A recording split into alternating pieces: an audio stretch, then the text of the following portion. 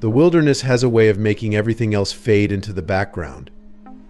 The moment we stepped off the grid and into the embrace of towering trees and endless skies, life's worries seemed smaller, almost insignificant. For Jack and me, camping wasn't just a pastime, it was a tradition, our way of hitting pause on the chaos of everyday life. Over the years, our shared love for the outdoors had solidified our friendship. While hiking was always a thrill, camping held a special kind of magic. There was something profoundly grounding about sitting around a fire, the smell of wood smoke in the air, and the stars scattered across an inky sky. Those moments were pure, stripped of distractions, just the two of us in the quiet hum of the wilderness. Camping had become our sanctuary, a ritual we turned to whenever the weight of life felt too heavy. There was a beauty in its simplicity, pitching tents, cooking over a fire, and swapping stories until the embers glowed faintly in the dark. Out there, it felt like we could recalibrate, reconnect, and remember what truly mattered. But life had other plans. 2 days before the trip, my manager threw a curveball. A work project demanded I push my vacation by 1 day. Still, as I helped him load his car the night before he left, I felt a twinge of guilt. "You sure you're good?" I asked. "Good," he grinned, throwing his pack into the trunk. "I'm great. You're the one who has to sit in an office tomorrow." He wasn't wrong. I gave him a mock salute and wished him luck. The night he left, he sent me a quick text, made it, "Campsite is perfect. You're gonna love it." I felt a pang of jealousy as I pictured him sitting by the fire, sipping coffee, and listening to the rustling leaves. Meanwhile, I was stuck at my desk, staring at spreadsheets and counting down the hours until I could leave. That night, I packed my gear with extra care, double-checking everything to ensure I'd be ready to go at dawn. I fell asleep imagining the sound of the river and the scent of pine needles. The drive to the trailhead was uneventful. I passed through small towns, their streets still quiet in the early morning light. The sun was just beginning to rise, casting a golden glow over the landscape. The trailhead was exactly as I remembered it, a gravel parking lot bordered by towering trees. The air was crisp, carrying the faint scent of damp earth and wildflowers. I adjusted my pack, tightened my boots, and began the hike. The trail was stunning. Towering pines stretched toward the sky, their branches swaying gently in the breeze. Moss-covered boulders dotted the path, and sunlight filtered through the canopy, creating dappled patterns on the forest floor. The rhythmic crunch of my boots on the dirt trail was soothing, a reminder of why I loved this so much. When I arrived at the campsite, my first thought was that it looked exactly as Jack had described, perfect. His tent was pitched in the clearing, and his gear was neatly arranged: a camping chair, a small cooler, and his fishing rod leaning against a tree. But Jack was nowhere to be seen. "Jack," I called, my voice cutting through the stillness. No response. I walked over to his tent, unzipping the flap and peeking inside. It was empty, his sleeping bag neatly rolled at the foot of the tent. His backpack sat nearby, partially unzipped, revealing a few spare clothes and a flashlight. At first, I didn't panic. Jack was the kind of guy who loved to explore. He'd probably wandered off to the nearby river to fish or decided to hike one of the trails. Still, the sight of his untouched fishing rod made me pause. I set my bag down and began unpacking, trying to shake the unease. Time seemed to crawl as I waited, checking my watch every few minutes. Noon turned into early afternoon, and the shadows in the clearing grew longer. By 4 p.m., worry had settled in my chest like a stone. The forest felt quieter with each passing hour. Earlier, there had been the sounds of birds chirping, the occasional rustle of leaves as squirrels darted through the underbrush. Now it was as though the woods were holding their breath. The stillness was unnerving, pressing down on me like a physical weight. Even the wind seemed to have stilled, the leaves hanging motionless on the branches. The night came swiftly in the forest. The fire crackled, casting flickering shadows against the towering trees, but beyond its reach, the darkness was absolute. Every snap of a twig or rustle in the underbrush set my heart racing. I told myself it was just animals, a deer grazing nearby, or maybe a raccoon scurrying through the leaves, but the oppressive silence felt alive, watching, waiting. Then I saw the light. At first it was faint, a soft flicker between the trees. My tired mind mistook it for a firefly, but the movement was too steady, too deliberate. It bobbed and swayed, unmistakably the beam of a flashlight cutting through the darkness. Relief surged through me, pushing aside the cold grip of fear that had settled over me all day. "Jack," I shouted, springing to my feet and waving toward the light. "Jack," over here my voice cracked with a mixture of hope and desperation. The light continued to approach, its movement slow and deliberate. I strained to hear over the crackling of the fire and the pounding of my own heart. Then faint footsteps reached my ears, the sound of leaves crunching underfoot. They grew louder, closer, until they were just beyond the ring of light cast by the fire. Panic set in. I grabbed my pack, stuffed everything into it as quickly as possible, and slung it over my shoulder. I wasn't going to wait for whatever was out there to show itself. The hike back to my car was nerve-wracking. The early morning light was weak, barely filtering through the dense canopy above. Every rustle of leaves or crunch of twigs sent my heart racing. At one point I thought I heard footsteps following me, soft, deliberate, and keeping pace with mine. I didn't dare look back. When I finally reached my car and got inside, I locked the doors and sat there for a moment, trying to catch my breath. My hands were shaking so badly that it took me 3 tries to get the key into the ignition.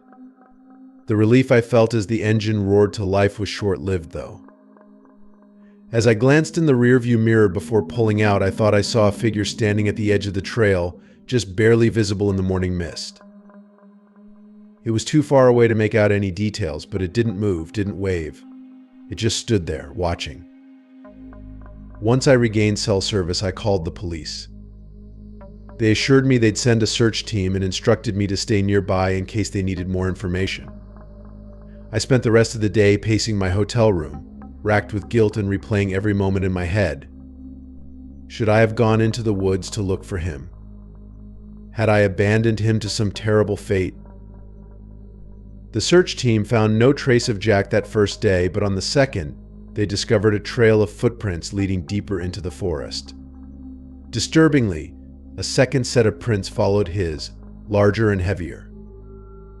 They found something else, too: Jack's fishing rod, inexplicably wedged into the crook of a tree. The tip was bent at an unnatural angle, as though it had been forced there with a strength that defied explanation. It was a small detail, yet deeply unsettling, a silent clue that hinted at something darker. For weeks, the investigation pressed on, but Jack was never found. Eventually, the search was called off, and the case went cold, leaving only unanswered questions and a gnawing sense of unease. Even now, I can't help but wonder what might have happened if I'd been there that first night. Would my presence have made a difference? Could I have stopped whatever it was that took him, or would I have simply disappeared alongside him? Another unsolved mystery consumed by the vast, impenetrable forest. Sometimes I dream of Jack. I hear his voice, soft and distant, calling out to me, but there's always something about it that feels wrong. Not quite him.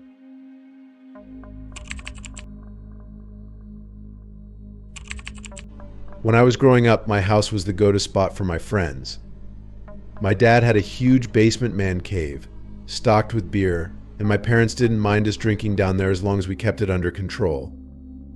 The house sat on a large piece of land, bordered by thick woods. If you ventured through those woods, you'd eventually find a dirt road that led to the reservoir.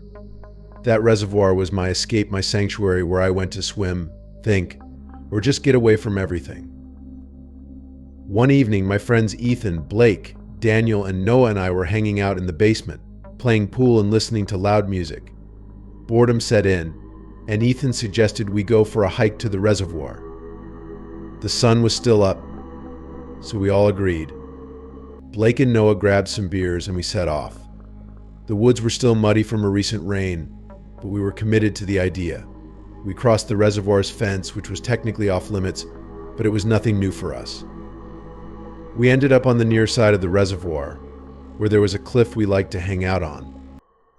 After a while, we decided to walk to the far side, where a smooth sandy patch we called the beach was. It took about 20 minutes to get there. That's when things started to get strange. Noah pointed ahead, and we all turned to see a figure moving through the woods on the same side of the reservoir as us, though much further down. As it came closer, we realized the person was dragging a large black garbage bag that appeared to be heavy. We all went silent, watching as the figure moved toward the water. It wasn't long before we all silently assumed the worst, remembering the stories of bodies being found in the reservoir. The figure stopped at the water's edge, knelt down, and fiddled with the bag. Just as we were about to leave, Blake noticed something even more unsettling. 3 more figures emerged from the woods, 2 dragging bags, and one carrying a kayak over his head. My stomach turned. I lived just a few miles from one of the most crime-ridden towns in the area, so if this was some sort of gang activity, it would have made sense. The first man climbed into the kayak, and with the help of the others, loaded one of the bags onto his lap. He paddled out into the middle of the reservoir, dropped the bag into the water, and then paddled back to shore. He repeated this process 2 more times. It was like something out of a movie, and it made me feel sick. Then my phone rang. The loud, sudden sound shattered the eerie silence, and I scrambled to mute it. The 4 men turned to look directly at us, and we bolted into the woods. Running through a forest in the dark is harder than it sounds, especially when you're terrified. Blake yelled that the men were following us, and we pushed ourselves harder. I led the group back toward the fence, but my nerves and the alcohol made me forget where the hole was. I started running along the fence, frantically searching for the way through. Finally, Daniel spotted the hole and yelled out. We rushed toward it. As I helped Blake through the hole, I heard the unmistakable sound of a branch snapping behind us. They were getting closer. We sprinted through the woods, making it back to my house, and didn't stop until we were safely inside. In a panic, Noah called the police. They arrived quickly, and we told them everything. I wasn't worried about getting in trouble for trespassing anymore. I just wanted to make sure we were safe. The police did a quick search and found muddy footprints leading up to the fence in the backyard. They were not ours. The officers searched the property but didn't find anyone, and they told us they'd keep us informed. A few days later, the police recovered 3 bodies from the reservoir. It made the news, and it terrified my family. For months afterward, my mom claimed to see people in the woods at night, and even spotted a camera flash once. That incident was one of the main reasons we moved out of that house. Years later, I came across a news article about a teenager who drowned in the same reservoir. It brought all the memories flooding back. That place will always feel cursed to me, and I can't help but wonder how many other tragedies occurred there that nobody ever knew about.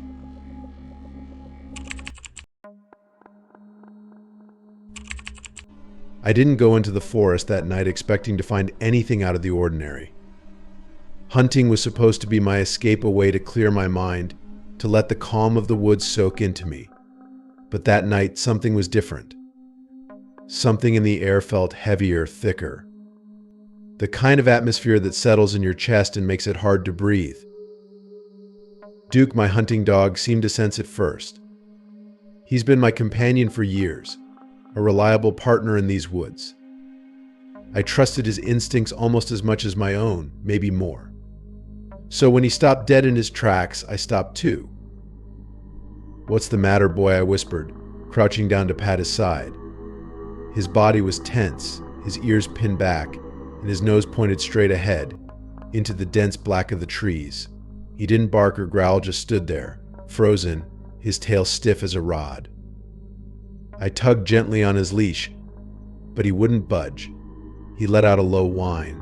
the kind of sound that made my stomach twist. "It's just the woods," I said, more to reassure myself than him. But his wide, unblinking eyes told me this wasn't just the woods. I thought about turning back. I really did. But pride got the better of me.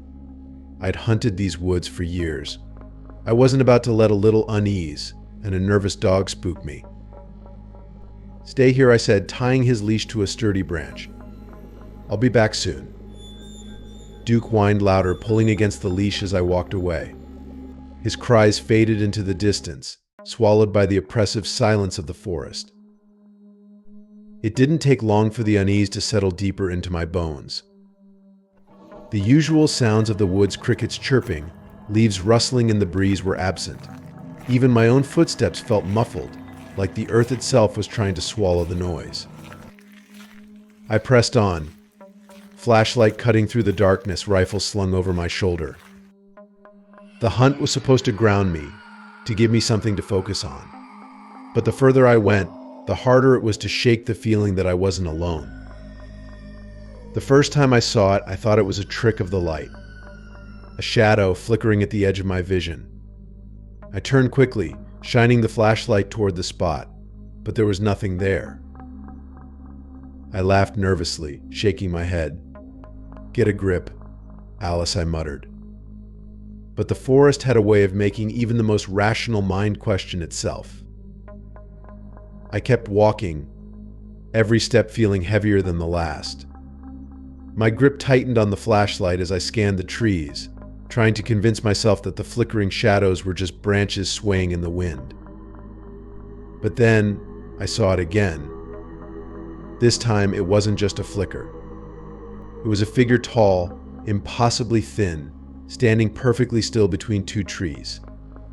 Its limbs were unnaturally long, and its head tilted slightly, as though it was watching me. I froze, the beam of my flashlight shaking as I tried to get a better look. But no matter how much I squinted, I couldn't make out any details. The figure seemed to absorb the light, its body darker than the shadows around it. "Hello," I called out, my voice sounding much smaller than I intended. The figure didn't move, didn't make a sound. It just stood there. I took a cautious step forward, my heart hammering in my chest. But before I could take another, the figure disappeared. One blink, and it was gone. Every instinct screamed at me to turn around to get Duke and leave. But curiosity, or maybe stupidity, kept me rooted to the spot. I scanned the trees with my flashlight, my pulse roaring in my ears. That's when I heard it. "Alice." The voice was faint, almost imperceptible, carried on the icy wind. My stomach turned to ice as I spun around, flashlight darting through the trees. "Who's there?" I called, my voice cracking. No response.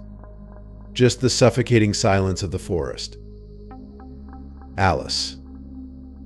This time the voice was closer. Louder. It wasn't coming from any one direction, it seemed to echo all around me. My legs finally obeyed the primal urge to flee. I turned and started running, flashlight bobbing wildly in my hand. The trees seemed to close in around me, their gnarled branches clawing at my jacket as I pushed through the underbrush. When I broke into a small clearing, I stopped to catch my breath. The moonlight bathed the open space, and for a moment I let myself believe I was safe. Then I saw it again. The figure stood at the edge of the clearing just beyond the reach of the moonlight. This time it was close enough for me to see that it wasn't alone. More figures emerged from the shadows, their forms identical to the first. They surrounded the clearing, their eyeless faces turned toward me. I raised my rifle, hands trembling, but I knew it wouldn't do any good. These things weren't made of flesh and bone. They were something else. The whispers began again, overlapping in a cacophony of voices. "Alice, stay with us." I dropped to my knees, clutching my head as the whispers grew louder. They weren't just speaking, they were showing me things. Visions of a dark, endless void. of faces twisted in eternal agony, mouths open in silent screams. And then I saw myself standing among the shadows, my face blank and hollow. I don't remember how I got out. One moment I was on the ground, drowning in the whispers. The next I was stumbling back toward Duke. When I found him, he was trembling, his leash frayed as though he'd been trying to break free. He barked frantically when he saw me, his usual composure shattered. We ran together, neither of us daring to look back. I haven't gone back to the forest since that night. But sometimes when the house is quiet and the lights are off, I hear it again. Alice.